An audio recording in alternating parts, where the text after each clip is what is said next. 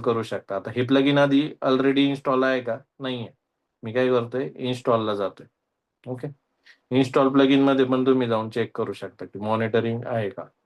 Okay, इथं install प्लगइनला गेलो, मी तिथं टाकतो मॉनिटरिंग प्लगइन, नाहीये. ओके, ऑलरेडी इन्स्टॉल नाही. मग मला इन्स्टॉल करायचं, तर मी अवेलेबल प्लगइन मध्ये जाणार. ओके, इथं मी काय करणार, मॉनिटरिंग. आज मी काय शिकवतोय की how to install plugins. Okay, इथं जायचं, याला म्हणायचं इन्स्टॉल. जसं तुम्ही इन्स्टॉल म्हणणार, तर इथं तुम्ही काय करू शकता की इन्स्टॉल करू शकता. आता इथं त्यांनी सांगितलं की सक्सेसफुली इन्स्टॉल झालं आणि तो तुम्हाला ऑप्शन देतो की तुम्ही जेनकिन्स रिस्टार्ट करा. ज्यावेळेस एक पण जॉब रनिंग नाही त्यावेळेस जेनकिन्स रिस्टार्ट करा, मॉनिटरिंग प्लगइन येईल, किंवा तुम्ही डायरेक्ट इन्स्टॉल करू शकता.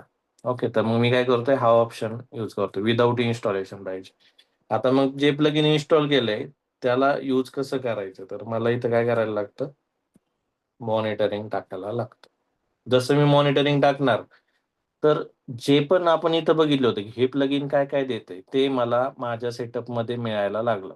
Okay, Jenkins URL slash monitoring केलं, मला आता सगळं दिसतंय की माझे HTTP सेशन्स किती आहेत, माझ्या पर्टिक्युलर सेटअपचं CPU वगैरे किती रनिंग आहे. त्याच्यानंतर याच्यामध्ये काही सिस्टीम स्टॅट्स दिसतात की जावाची किती मेमरी इथं यूज झालेली आहे. कारण सुरुवातीलाच मी सांगितलं होतं जेनकिन्स एक जावा ॲप्लिकेशन आहे. ओके, तर त्याच्यामुळं तो पूर्ण जावाचं जावाच्या मेमरीला काय लागतं, JVM लागतं जावाच्या ॲप्लिकेशनला. तर याची जी मेमरी वगैरे स्टॅट्स किती आहे, CPU लोड किती आहे, हे सगळं इथं दिसतं. ओके, तर याच्यावरनं तुम्हाला समजतं की तुमचा जो सेटअप आहे तो किती हेल्दी आहे. ओके, त्याच्यावरनं तुम्ही सगळ्या गोष्टी, आता इथं लॉग्ड इन युजर वगैरे समजतं की इथं ऑलरेडी एक युजर आहे क्रोम ब्राउझर, म्हणजे मग मीच स्वतः लॉग इन. ओके, ॲडमिन नावाचा युजर इथं आहे. ओके, या सगळ्या गोष्टी इथं तुम्हाला समजतात.